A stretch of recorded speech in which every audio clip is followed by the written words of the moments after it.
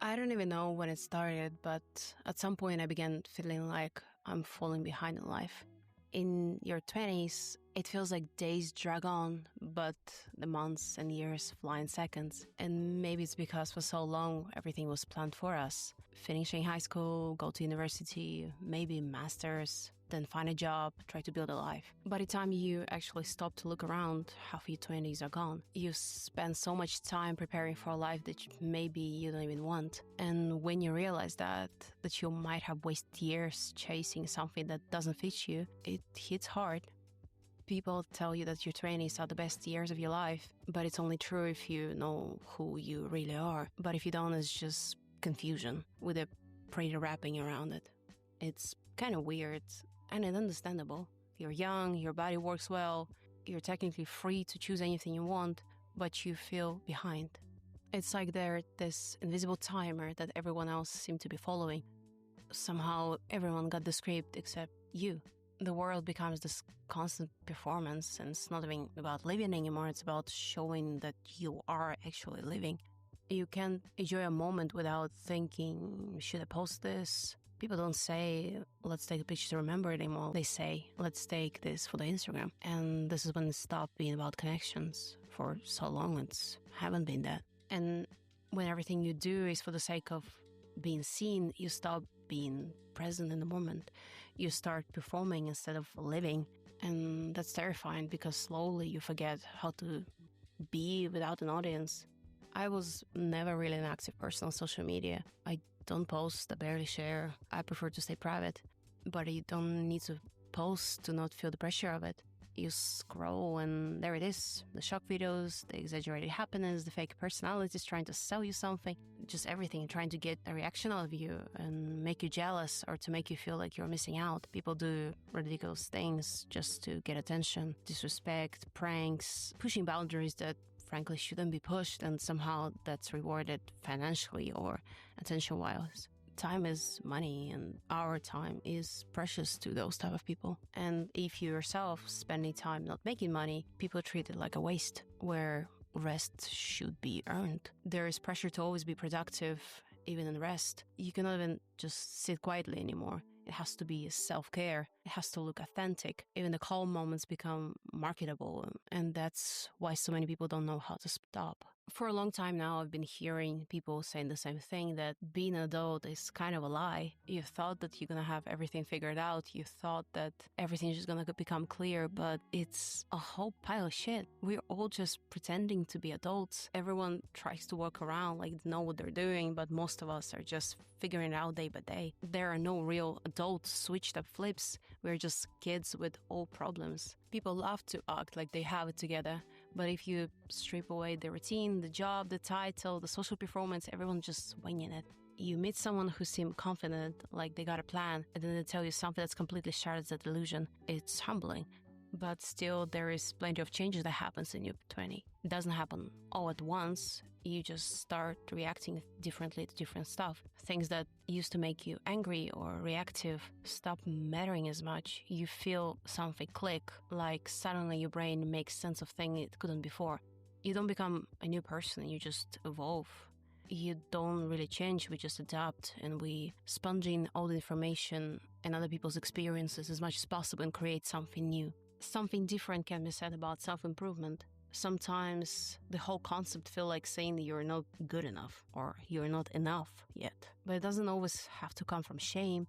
It can come from curiosity, just wanting to see if you can become better. Because staying the same forever sounds boring and stagnant. It's scary both ways, changing completely or not changing at all, but not everyone needs to be reinvented. Some people are already living in the way that makes sense to them, and that's enough. If you're content with who you are, if you can live without hating yourself, that's already something that most people might never achieve. You have to go through hell to appreciate heaven, and sometimes hell looks a lot like everyday life, and there's just not much we can do about it. You just have to accept that fact and continue moving on and growing up and feeling more built. And sometimes you just want to share yourself with others. Yet our world is so loud, yet everyone is lonely.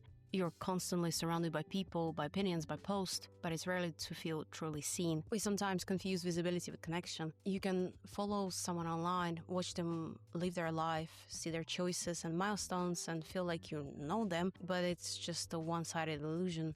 You know the version that they show you, and similar thing happens in real life. You see coworkers, friends, people moving faster than you, and you start to feel small, like life skipped you, and you just cannot help but not pay attention to that. Because attention itself now feels like a new currency. Being unseen feels like disappearing.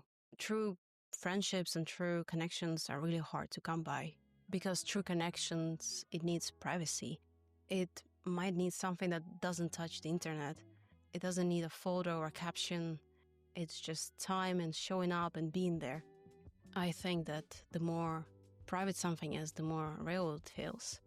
And maybe that's why vulnerability is so rare. It's kind of not profitable. Nobody wants to risk being hurt. So we build walls, call it boundaries, and pretend that we are fine. We're content with what we have. But when you make yourself untouchable, you also become unable to touch. So people move on and just chase the next best thing. The cooler friend, the new rush, the stronger reaction. And that's why many relationships fade quietly, because everyone is upgrading. It's easier to scroll to the next person than to stay in and build something. We almost gamified real life. While real connection takes patience, and patience isn't really trendy.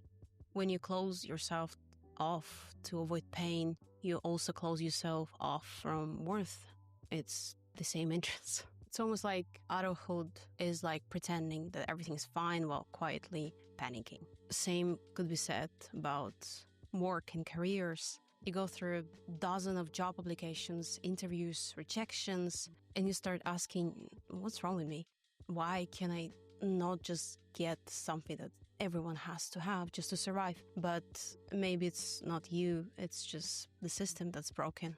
You can apply 100 times and get nowhere because the word the same is chaos. Automated interviews, fake job posts, companies ghosting people, or you applying for positions that never existed. And yet, when you don't get it, you still blame yourself. It's exhausting, especially for someone who's so young and yet to be fully formed. It can be crushing, and that's something that all of us have to go through just to get a feel of how the next 60 or so years of our life is gonna be.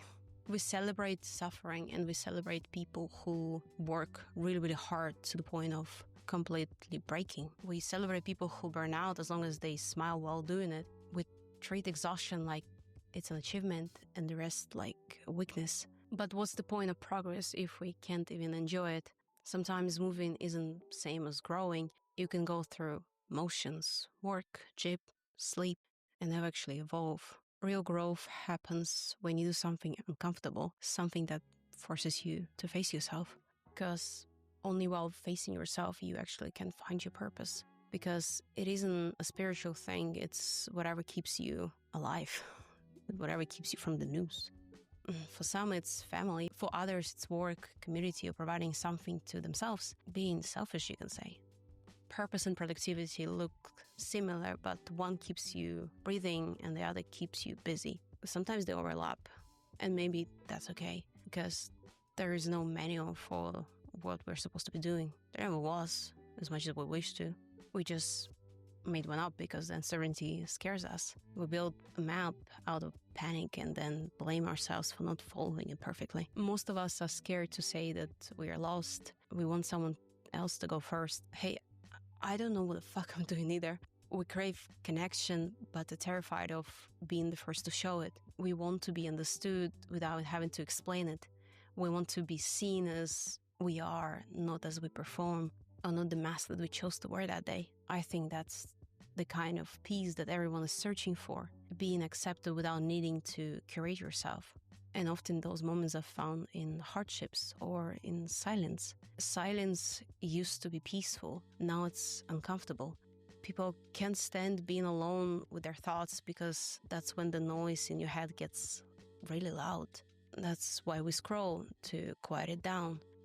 But if you sit with it long enough, it becomes something else. Your mind becomes less of an enemy and more of a place to visit. The scariest thing is to sit with your thoughts long enough for them to start talking back, but that's also how you find peace, the acceptance of yourself. And that's maybe something that will give you clarity in your 20s. This whole process and the whole concept might not give you clarity, might not give you control, but being able to look at yourself with all the mess and fears and questions and to not run away will give you confidence in the fact that you were able to continue going on and discovering what you have to offer to this world, and most importantly to yourself. I think being human isn't about having everything figured out by the age of 22 and being a billionaire by that time, just like some guy on Instagram. It's about still showing up for yourself and trying again and again, even when you don't know what for.